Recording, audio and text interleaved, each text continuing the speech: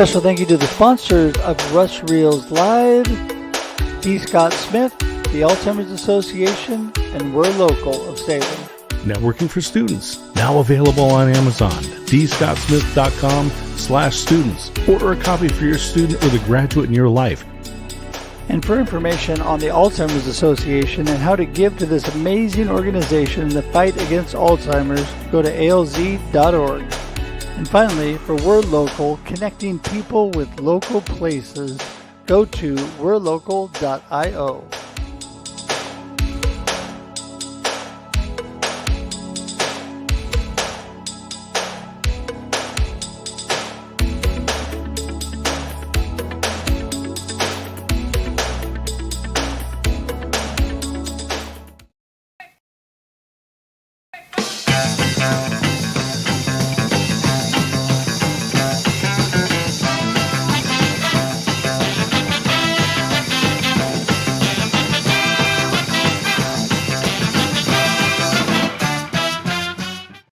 And that's it. We are live here on Russ Reels every Thursday afternoon at 4 p.m. Pacific, right here on Facebook, LinkedIn, YouTube, and all of those restreaming channels that you can see these fabulous guests here on the screen. And today we're going to be talking about abundance and scarcity. And just to remind everybody, please follow Russ on YouTube and grow that channel, share it out. It costs nothing to sign up, to like that his channel, and share it out with friends, because you get replays of fabulous stuff like from the guest panel today, Tracy, Rosalind, Bob, Inger, and myself. And so, and thank you to all the sponsors that make this possible. So we're going to have a lot of fun. We're going to be, for those of you who aren't in the green room, we should record this, because it's like the bloopers reel that everyone wants to watch at the end of the. Remember back when we used to watch movies on DVD? Yeah. Anyway, it was a long time ago. What are you talking about? I have this theory that I don't want to chase movies around streaming networks, so I just buy them now. Yeah. It's the way it goes. So, in fact, a friend of mine said, "How many times did you buy the White Album?" Back to the Beatles, right? You bought it on an LP, then it was 8-track, then it was cassette, right. Then it was CD, and then it was you bought MP3. It on MP3. You bought the MP4 so you could play it, like and then you bought it back on LP again. So everything goes in a cycle. You should have kept that. Abundance and scarcity. So we've got perspectives to talk about, and we're going to go through. We're going to learn about who the guests are today, what's going on in their world, and we're going to share some great insights about this. And I'm thinking about optimists and pessimists. And Benjamin Franklin said that the pessimist is always looking for the worst to happen, and the optimist is always looking for the best to happen, and is therefore continually being disappointed. So it gives you a little bit of idea on his hand.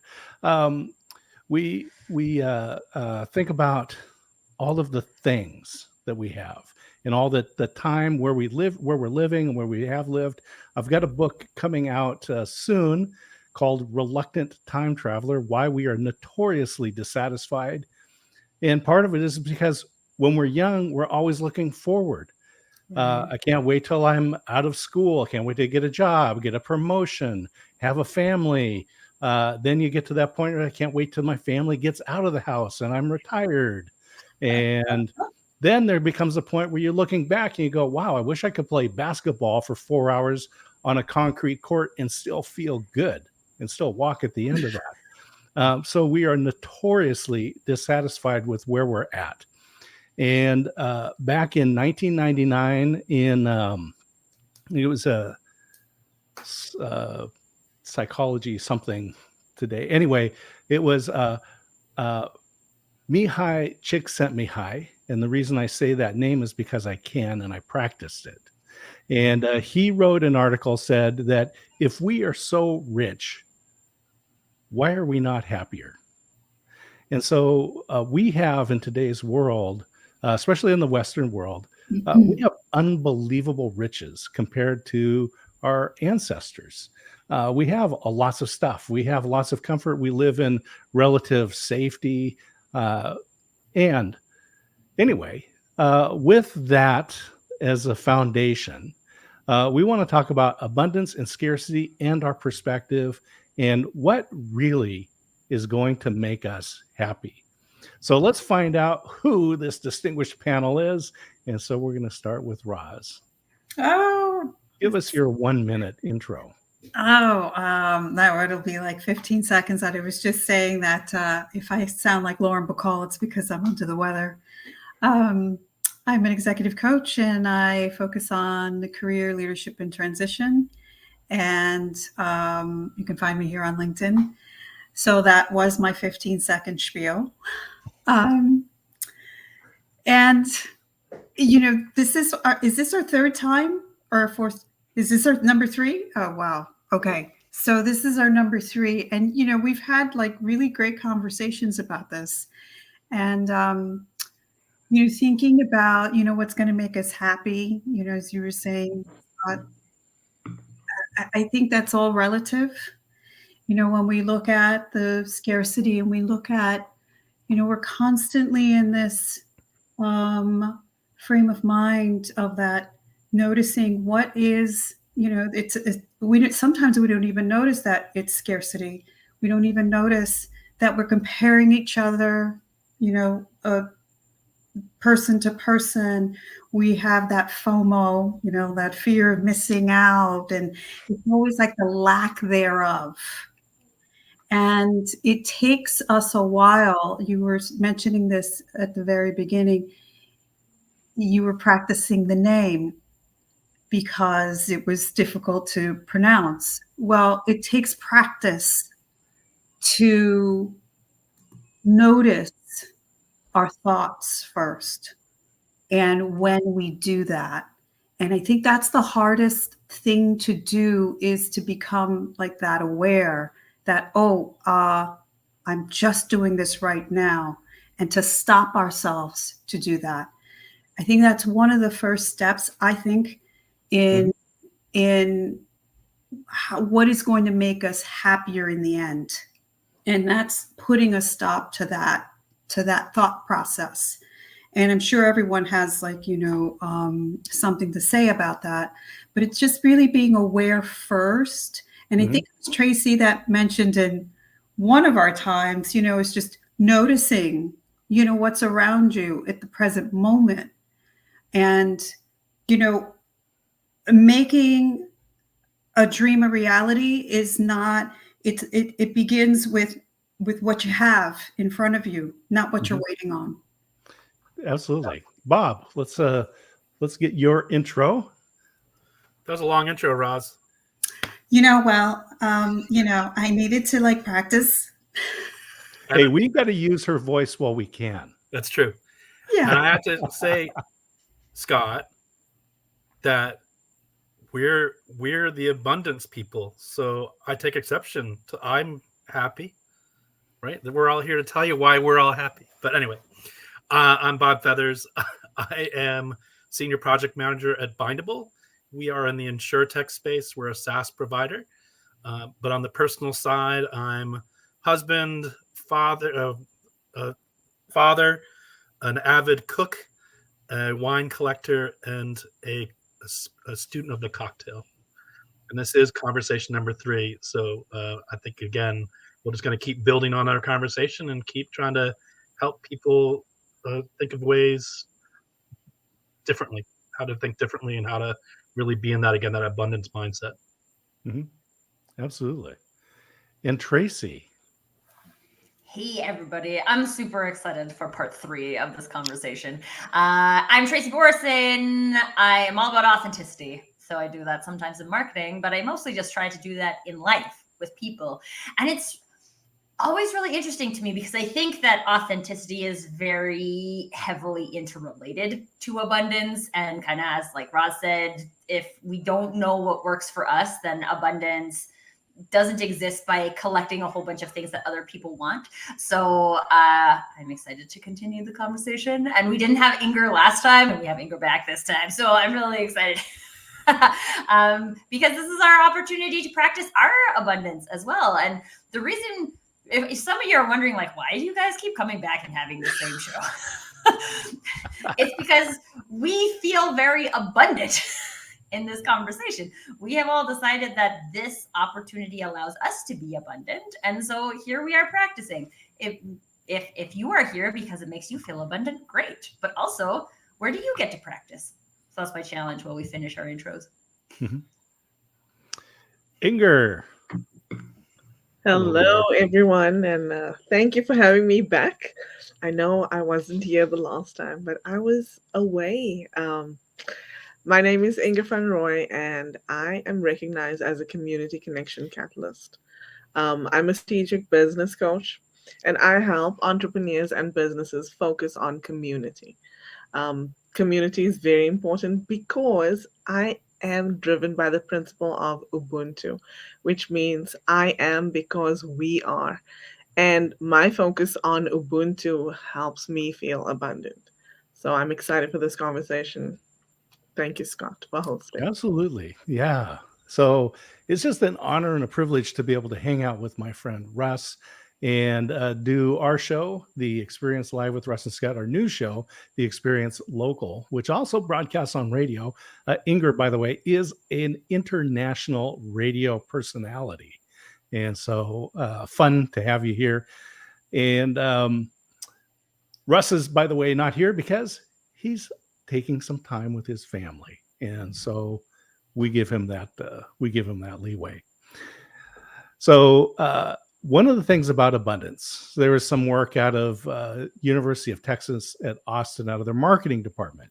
And they were describing the difference between abundance and scarcity. And if you live in a world of scarcity, there are winners and losers. But if you live in a world of abundance, there are winners and winners, right? And so this is one of the ways that I look at it. And as I mentioned earlier, Mihai Chick sent me hi. Here's his book. This is his book, Creativity, which I like. He also wrote the book, Flow. I like this one better, not just because he signed it for me and I got to meet him before he passed away, but the creativity, I think, is part of one of those things that gives us joy.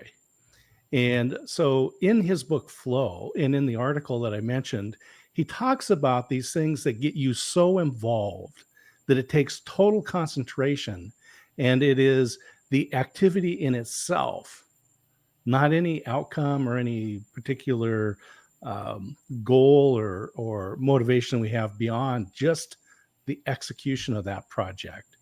And so I'm wondering here with our august panel, who has experienced flow and found joy just in the doing of whatever it is that you do? Mr. Bob Feathers. All the time. Okay. Anyone else would like? No. Go ahead, Bob. All the time. But we talked about this, and again, kind of, I can't tell you, so go back and watch show 1 and 2. But again, I talk about it, the process, concentrate on the process, right? Not necessarily the end result. And so in my own, it's easy for me because that's my mind, how my mind works, is I'm a very process oriented person. And so it's at work, right? There's that project management thing where you're just kind of immersed in the work. You got that list of stuff and you're just like, you're working through it. Next, you're like, oh, it's 5 o'clock. And you're like, okay, cool. Like, and your day flows and you're just working and you're getting things done.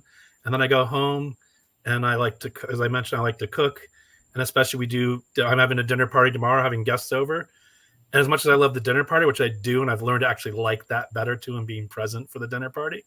But the process, I just love that process because all of a sudden you're immersed in just this cooking and you're doing it and you're doing this and you got this and that thing's on the stove and this thing's in the oven and you're chopping this. And then again, next year you're just like, oh, cool. I've made all these great dishes and I'm cleaning up. And it's just, again, that time flows. And I enjoy that. I think, again, people think of cooking as a chore, but I've been doing it my whole life.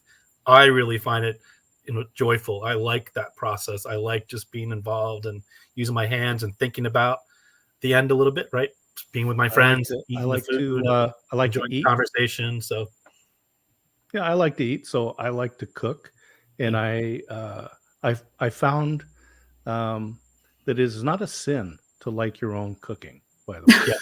So it's okay. Yes. Let's go. I would love if I liked my own cooking. Oh my God, that is Let's go to Inger and then Ross. Inger, you had a. Oh my God. goodness.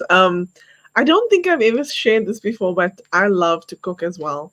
I think food has been, it's just been part of my life always, from being a young girl. And I started my first recipe book when I was 11 years old.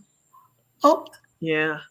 we find things out on these talks that we never knew about people. Right? Yeah. So I love experimenting when I cook. My husband will tell you that even if I make the same thing next week, it's not going to taste the same because I'm going to experiment in some way, shape, or form. And that's really where I am creative. This painting behind me is not mine. Well, it's mine, but it wasn't done by me. And I always say that, I'm not an artsy kind of a person, but I pour myself into other creative ways of expressing myself. So, yeah. Roz. I wanted to go back to what Bob was saying, that just being on the other side of that, of process, I don't want people to walk away thinking, oh my God, process has to be complicated. It does not have to be complicated at all. And something as simple as we were talking about, music before coming in, listening, that active listening and listening to how the notes go up, where they go down, the inflections of the music, that is almost the same thing as process. Walking out into nature and being connected, listening to the crunch of the branches under your feet. How do your feet, feel like when you're walking on grass, or you're walking in the forest, or you're walking on a path? And just being connected that way is the same thing as, the process that Bob was talking about. It doesn't have to be something that's unreachable. Everybody can have something to connect to. There's something interesting about that. And you just talk about going out, because there's actually been research that shows that when people see grandeur in nature, and it could be like the sunset that I've got right behind me here, this picture. Standing on the edge of the Grand Canyon, the ocean, the mountains, a beautiful plain full of wildflowers, right? That when people experience natural grandeur, they tend to become more philanthropic after that, right? So they want to be more generous. Tracy, you're up. Okay, so I'm going to tell you, I got stuck on this point about winners and losers.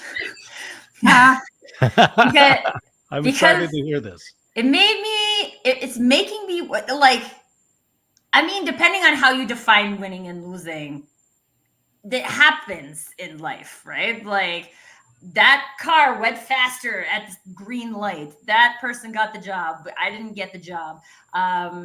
There's like a whole bunch of things that I think we could see as winning and losing, which means we could also identify the people as winners and losers. I think I would disagree, though, that is really like the difference between abundance and scarcity, because I don't think living with abundance means you never lose.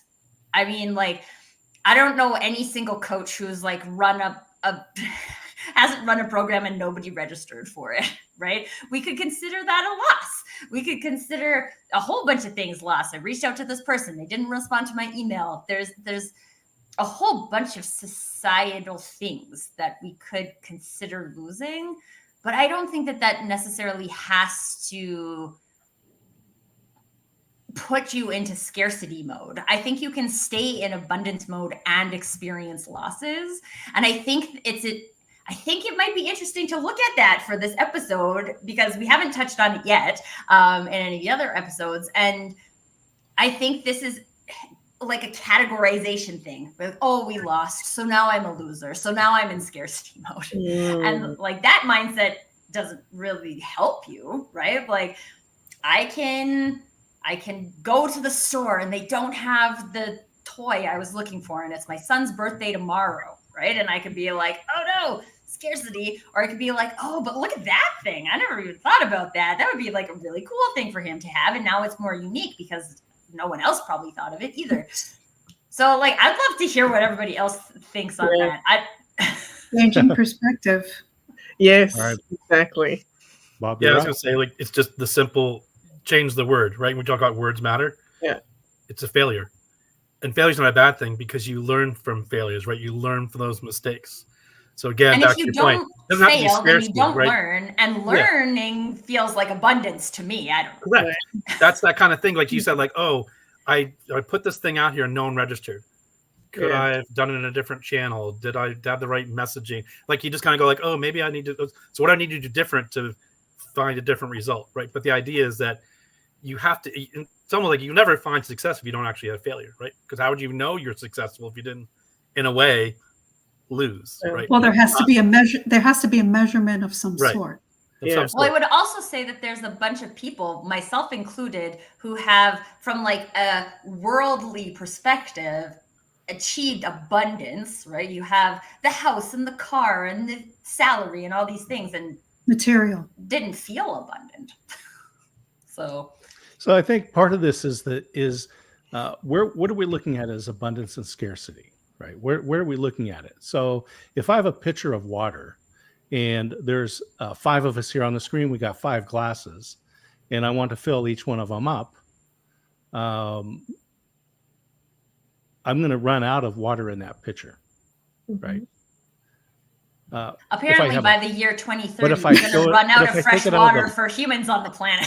But if I go to the faucet, I can fill every glass up and refill it, right? Because And it's say gonna it keep right. The coming. spigot. If I go to the spigot, if I bring the garden hose in through the window instead of the pitcher, Would I Right. be drinking it? no one would drink it. So then we're all Forget it. no. But I'm just saying, that what we're looking at is when it comes to the resources, is there enough, or is there not enough to go around? Are we talking natural resources, or are we talking? We're talking abundance and scarcity as defined by Rosalind Oh gosh.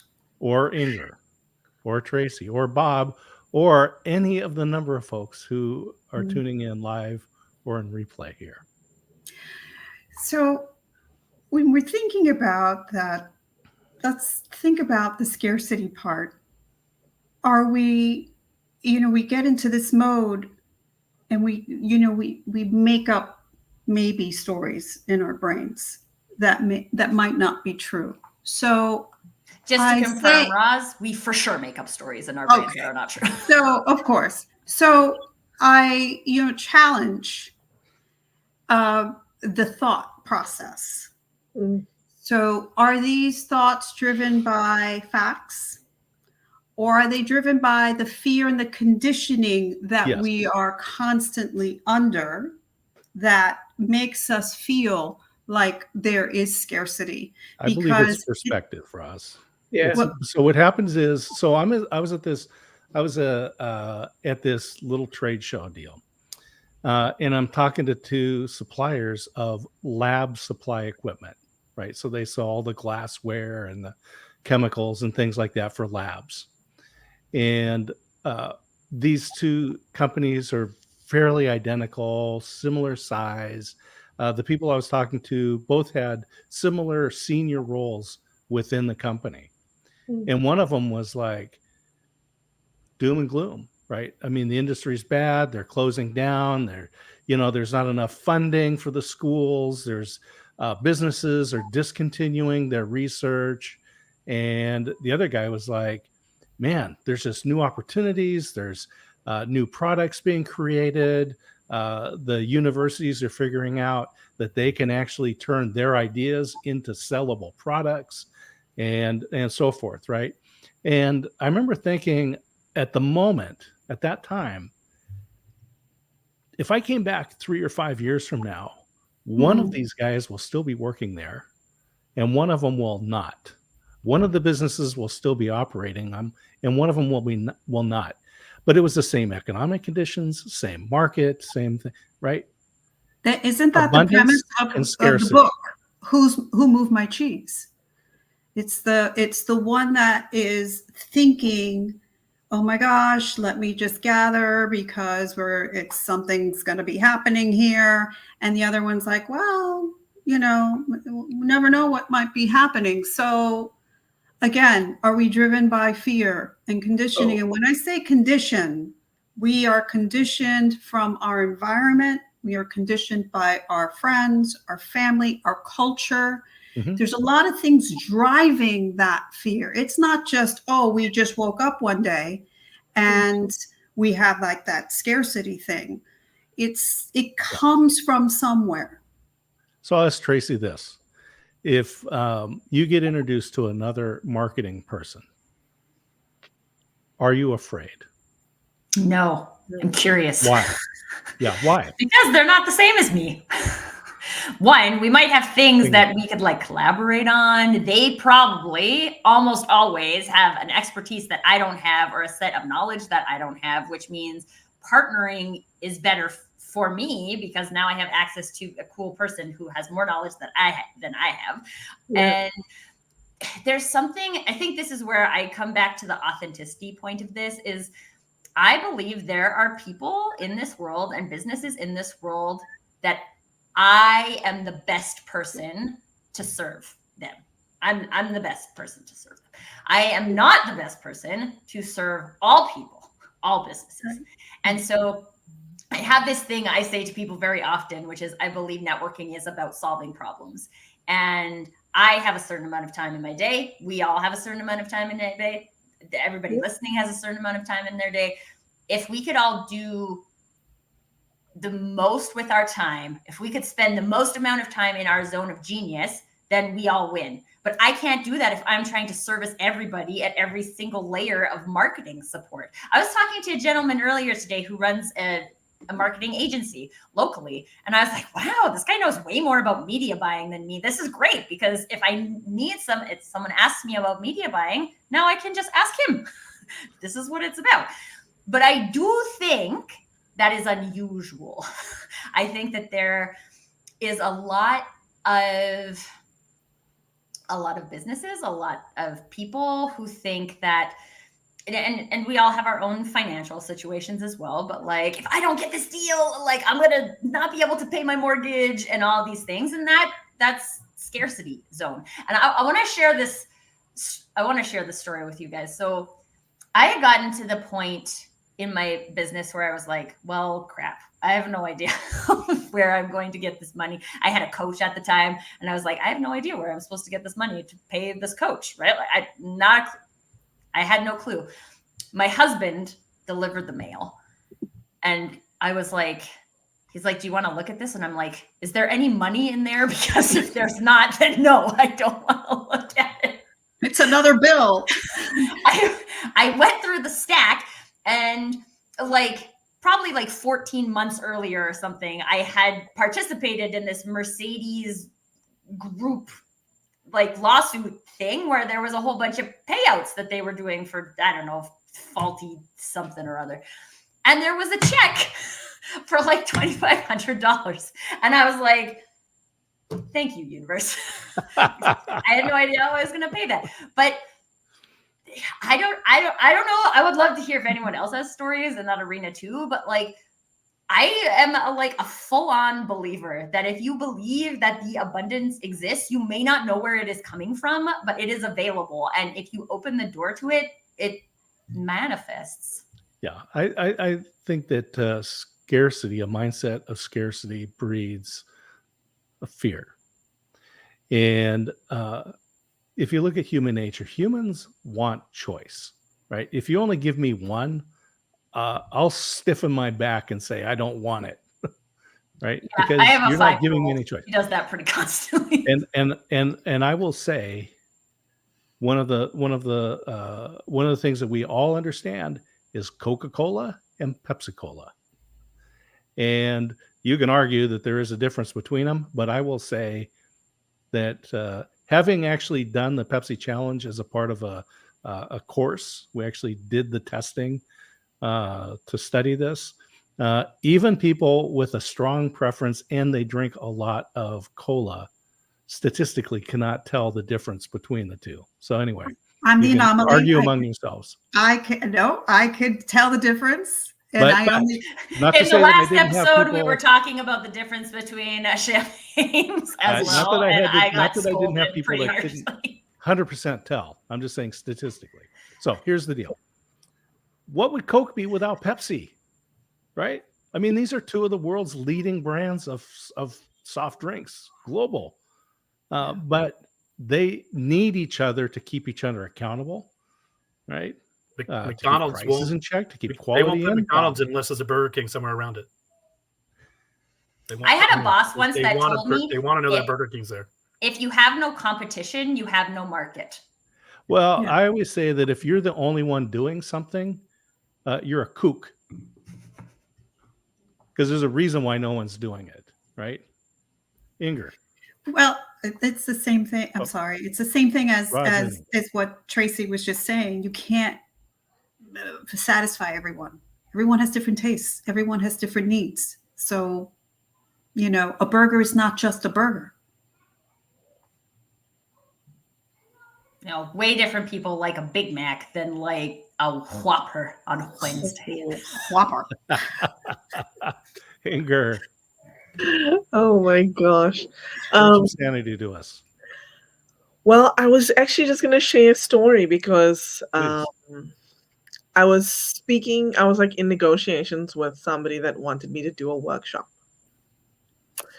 And I said, okay, let's meet and talk about what you want. So we did. And then I said, okay, I'll put together a proposal for you. So in my proposal, I had 3 different options, obviously with 3 different price points, right? And they came back to me and said, we would like the lowest price point, but the middle option. Is there any way you can do that for us? And Inger was like, hell no. Right? No, I was, I listened to what he said and I said, okay, let me think about it and I'll send you an email. And you know what? I sent him an email and I said, sure, I'll do that for you. But I would like you to please give me at least 1 recommendation after the fact and 3 to 5 referrals. Do you know what? He came right back and said yes. And the thing is, yes, I lost out on a certain amount of money, right? But No, it's now not I'm opening the door to actually being able to earn more money and to be able to offer more workshops to people. And I could have dug my heels in and said, hell no. And That's what I would have done, by the way. But that's because you have cool, headphones. Yeah. You would either have said, okay, then we'll go elsewhere, or he would have said, okay, fine, we'll pay that. But then after that, would he be willing to give me a referral or a recommendation? Maybe Right. not. Right. And that's the thing, like it's about perspective. And what do you value, right? Yeah. Because Inger's like the community peep, right? You value those referrals and recommendations, and other people may not value that in the same way. But I love that example because it shows like just because one door quote unquote closes Yeah. doesn't mean that there's not a bigger, more abundant door. on For, that side. in business law, for a contract to be valid, right? There has to be offer, acceptance, and consideration, right? Mhm. So you've got to say, I'm going to do this. They say yes. And then there has to be consideration, right? And they don't say cash payment. right? Consideration is the value that's exchanged. Yes. And what is the value of those referrals? Well, if you get 4 referrals and you close 1 in 4, if your close rate is 25%, then Yeah. the value of that referral is the $3,000 or whatever it is that you charge for that session, Yeah. right? And it doesn't have to be cash. So offer, acceptance, and consideration. So consideration can be widely defined.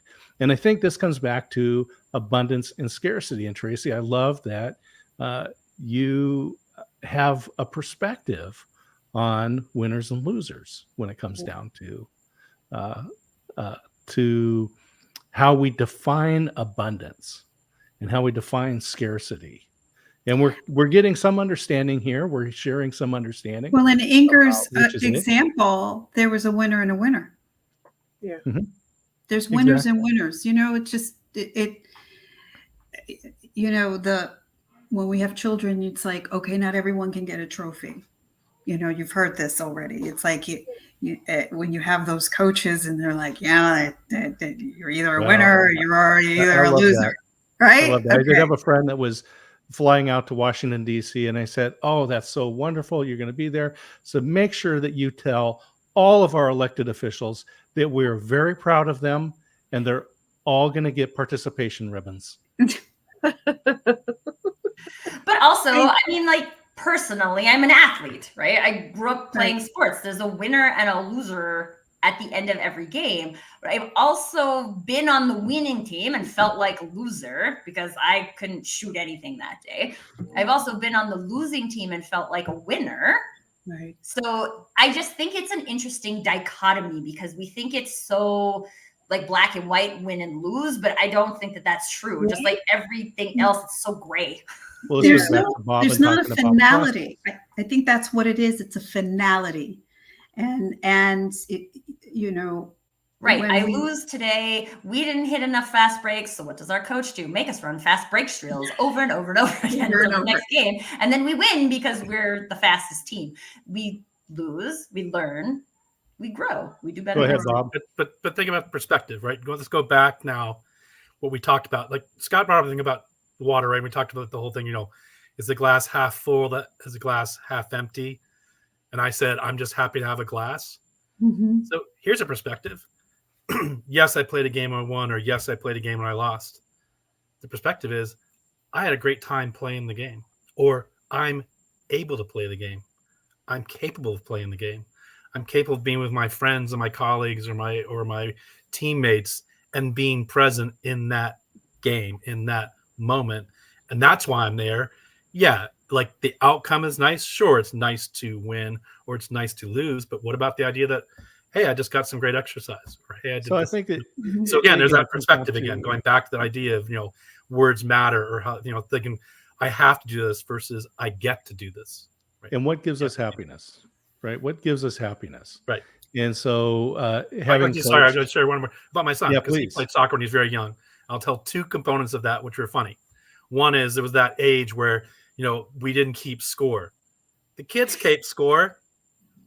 I mean, we were mentally keeping score, but the kids were like, it's 3-1, you know, and, you know, the coach was like, oh. The kids were like, it's 3-1, it's 4-1. They were keeping score. So, you know what? Please just let's keep score. Whatever. That's fine. Right. You know, but the other thing was my son, he wasn't that great an athlete. He wasn't that athlete. He wasn't driven. Like, he didn't have that kind of that killer mentality, Right. but he loved playing soccer because he liked being like with all his friends. Like, I think he just liked the activity of being there. Good enough. Yeah, having coached junior high track and Pop Warner football for many seasons, I would always talk to the kids that you have to enjoy practice, because you're going to practice a lot more than the games. If you're only in this for the game, you're going to be very disappointed, because we play on the average compared to practice about there's about 5 times as much practice as there is a game, maybe 10 times.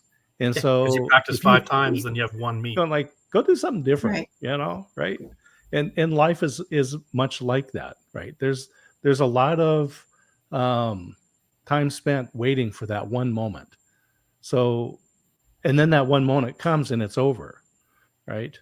Yeah, I just think about maybe high school graduation. So if you got a student in high school graduation and you're just looking forward to that celebration, that time, and then they walk over the thing, they get their diploma and they walk off, and it was like 8 seconds. Mm-hmm. And you missed 4 years of life.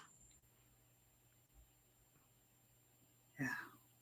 Not to say that the moments aren't important, but it's as we started with Bob, back to the process, right?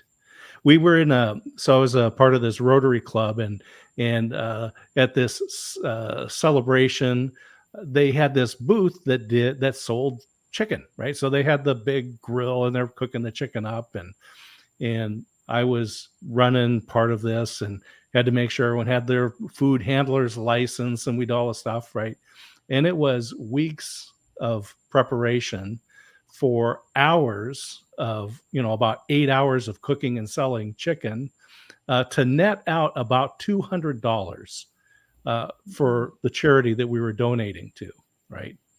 And at the debriefing meeting, and they're all talking about it, it's like, wow, we put these weeks in and we put these hours in, and we raised $200. We could have just taken money out of our wallet and in 10 minutes raised more than $200, right? Oh my God. But I said, however, we wouldn't have had the time building the relationships with each other that we did in this process. So if we think that we didn't give enough, we can still get out our wallets and we can still do that. But we can't go back and recreate the opportunity to build the relationships of being shoulder to shoulder and saying, we're in this together. Abundance and scarcity. Tracy, I know you're thinking. I'm watching you. You're just going like, your brain's going like. My brain doesn't turn off. That's all I was thinking. But it's making me think about my experience with Habitat for Humanity. So like I volunteer with Habitat, have for years, and I love going out to build sites, and they let me use power tools that I don't have at home, and like all of these awesome, they train you on them. They're responsible. But it's all volunteer. We don't, like, nobody gets paid as part of doing that. Even the site, like, responsible people, they are volunteers. They just have more knowledge about construction-based things. And it's like one of the most rewarding things I do. It makes me feel like there's like so much available that we can do, that we can give, that when we can give to things that are for people who need them. And then there's like this flow of abundance between humans, because we give what we can give and we take what we need. And if we're really all in this together, there's enough, right? There's enough for people to say, like, I'm working with this nonprofit right now called Struggle is Your Success, and we're doing a sponsorship drive. And there's some packages we've set up, right? $500 one, $7,500 one. And there was a gentleman in my network who was like, I can't make that kind of donation, but I can make a $50 donation. So he made a $50 donation. And I was like, it was the first donation we received as part of the sponsorship campaign. And you should have seen how much of a fire that $50 lit under the campaign team and the people who are talking about it in social media. Like, all of a sudden now it's like blowing up in a whole bunch of areas on LinkedIn because one guy made a $50 donation, and not because he didn't have enough to donate $500. He had enough to donate $50. And I think that there's just, I would challenge people to think about, what do you have and how much of that do you have, and how much more is around if we paid attention. How much love is flowing through your family. That's the practicing of the generosity. That's the practicing of the gratitude. Because even though he only had the $50, he was saying, without saying it, that I'm grateful that I can at least give this $50. So it's, again, going back to, how are we looking at things? How are we driven by them? How is it that, we're functioning? Are they driving us, or are we taking the reins? He took the reins and he did what he could. And that's all people are just asking. We're not asking for the red carpet here. We're not asking for you to, stretch yourself thin.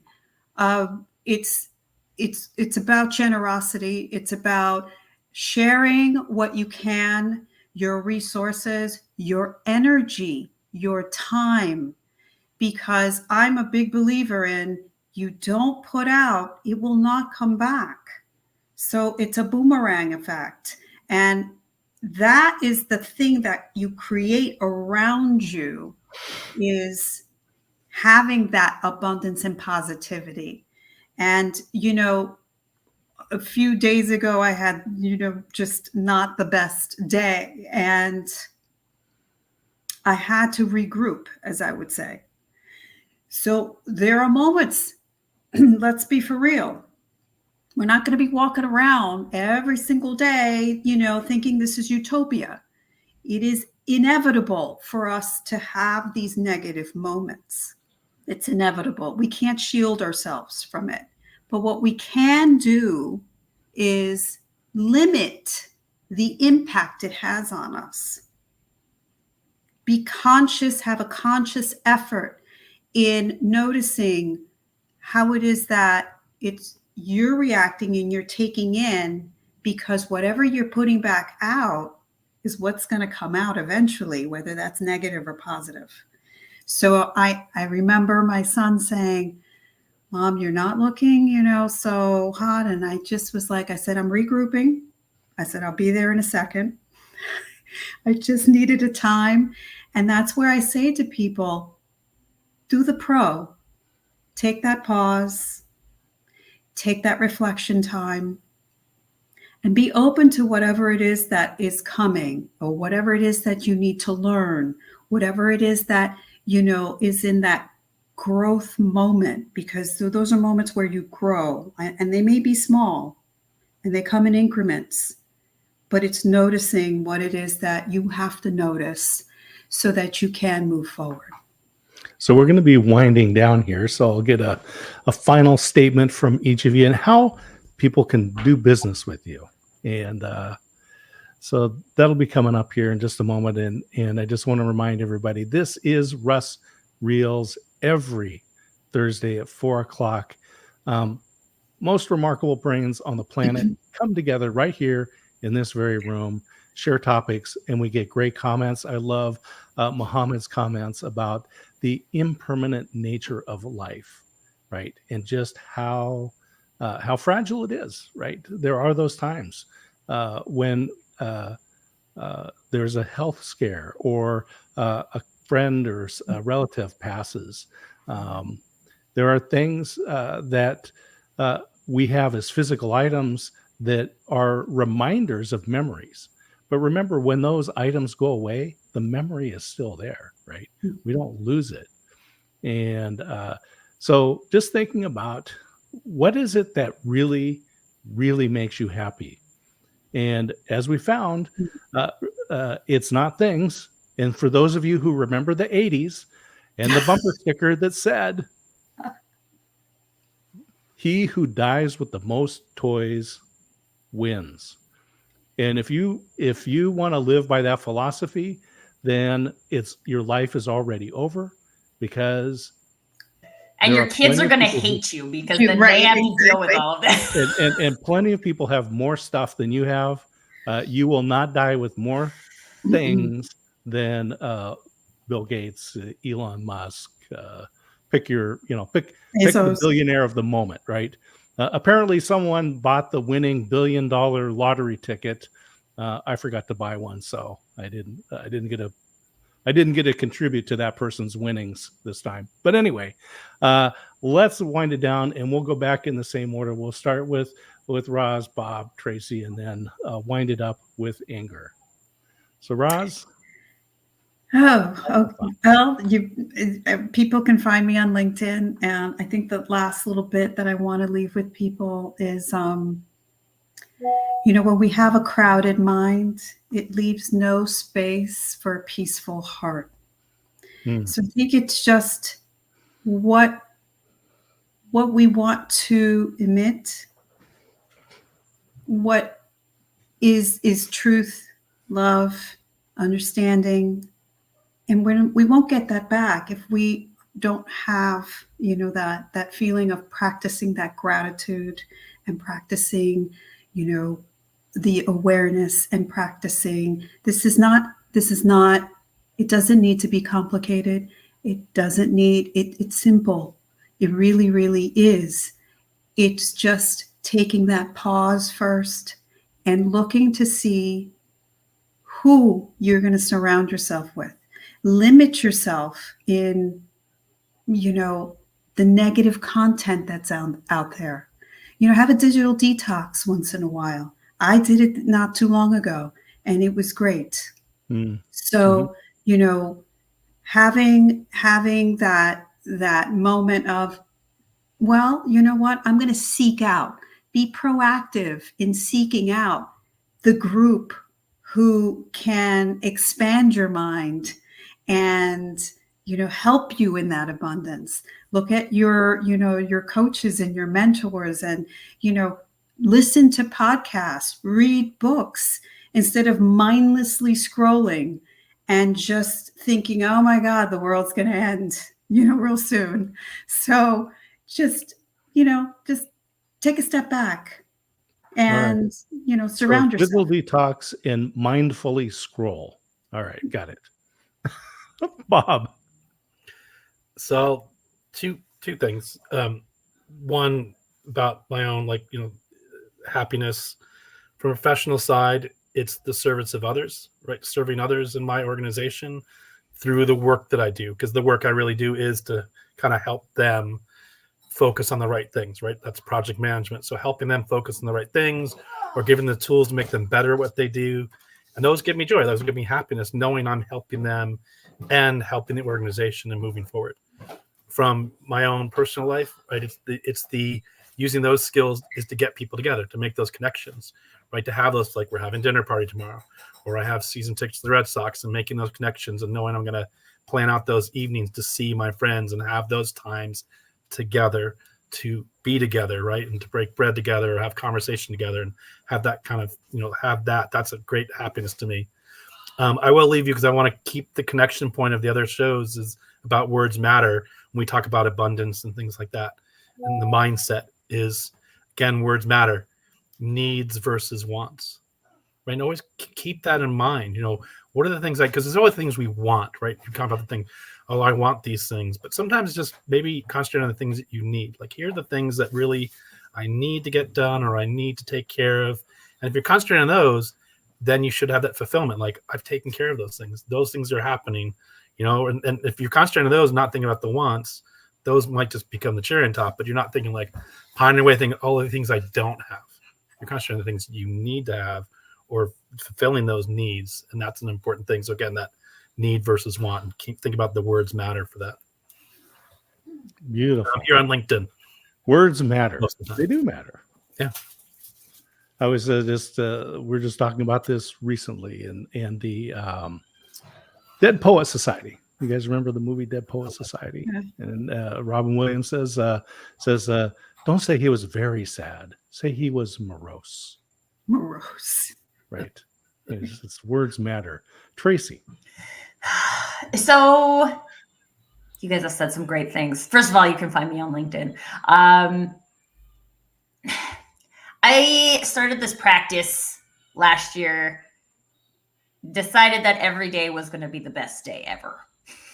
And it's been super interesting because it doesn't mean that bad things haven't happened or things haven't worked out the way that I hoped they would, which is where I think most disappointment comes from.